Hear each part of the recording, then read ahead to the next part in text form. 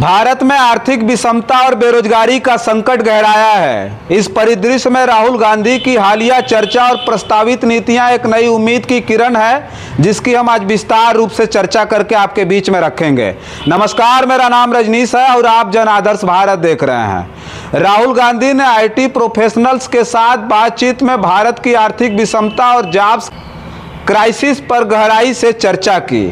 उन्होंने जीएसटी को सरल बनाने, टैक्स सिस्टम को एमएसएमई की सहायता के लिए पुनः डिजाइन करने, किसानों को एमएसपी के माध्यम से सुरक्षित करने और जॉब क्रिएटर्स की क्षमताओं को बढ़ावा देने जैसे कदमों की बात की। उनका मानना है कि तकनीक का उपयोग करके सभी भारतीयों को विकास की प्रक्रिया में शामिल करना चाहिए, जिससे कि 90% आबादी पीछे ना छूटे। राहुल गांधी के प्रस्तावित समाधान न केवल आर्थिक विकास को समर्थन देते हैं, बल्कि समाज के हर वर्ग को साथ लेकर चलने की दिशा में भी महत्वपूर्ण कदम है।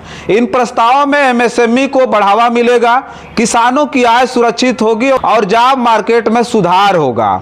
तकनीक और हाईटेक नेटवर्क्स के जुड़ाव में उत्पादन और रोजगार सृजन में नवाचार आएगा।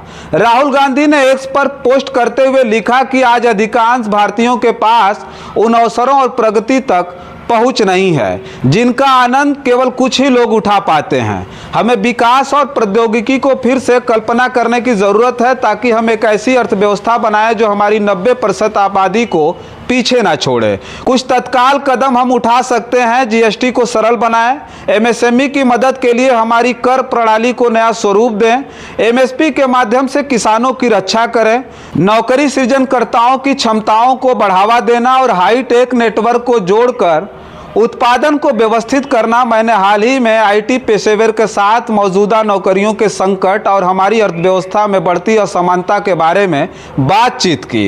यह जरूरी है कि हम कटे हुए नेटवर्क को एक साथ लाकर सभी भारतीयों को विकास प्रक्रिया में शामिल करने के लिए प्रौद्योगिकी का प्रयोग करें। दरअसल राहुल गांधी भारत जोड़ो न्याययात्रा में लगातार वर्तमान सरकार की गलत नीतियों का विरोध कर रहे हैं। महज विरोध ही नहीं कर रहे हैं, बल्कि अपनी यात्रा के माध्यम से जनता के बीच जाकर उनके नफे नुकसान का आकलन भी करा रहे हैं। आज की सरकारी नीतियां पूंजीपतियों को लाभ पहुंचाने, आम जनता के पैसे को लूटकर उद्योगपतियों को कर्जा दिलाने तथा उनके कर्ज माफ करके महंगाई का बोझ आम जनता पर डालने में लगी हुई हैं, जिसका विरोध अति आवश्यक था, जो जननायक राहुल गांधी बड़ी तत्परता के साथ कर रहे हैं। राहुल गांधी ने औद्योगिकी के क्षेत्र में बर्बाद हो रहे छोटे उद्यमियों को बचाने के लिए सरकार के मित्र उद्योगपतियों से सीधा लोहा लेने का मन बना लिया है। हालांकि इस देश की जनता का मूल मुद्दों से ध्यान भटकाकर उनके ऊपर राज करने का जो सरकारी मंसूबा था वो चूर चूर हो गया है। देश में राहुल गांधी ने अकेले दम पर साहस जुटाया और लोगों के बीच पहुंचे। शायद बहुत सारी बातें और मुद्दे हम धर्म और मंदिर मस्जिद में उलझकर जान ही नहीं पाते, जिसे राहुल गांधी ने सदन से खींचकर सड़क तक लाया। तानाशाह सरकार की आंखों में अब राहुल गांधी खटकने लगे हैं। आप नजर दौड़ाएं तो जिस भी बड़े मामले को राहुल गांधी ने प्रमुखता से उठाया, उसे साबित भी किया। देश की मोदी सरकार अपनी मनमर्जी से देश के संविधान और लोकतंत्र को कुचलने में लगी है, जिसमें सबसे बड़ा मामला गुप्त चुनावी चंदा का था, जिसमें सुप्रीम कोर्ट को आकर कहना पड़ा कि यह लोकतंत्र के लिए खतरनाक है। बेरोजगारी भी इस देश में सबसे बड़ा संकट पैदा करने वाला है, जिसके लिए राहुल गांधी लगातार युवाओं के साथ खड़े होकर उनकी आवाज बुलंद करने में लगे हैं।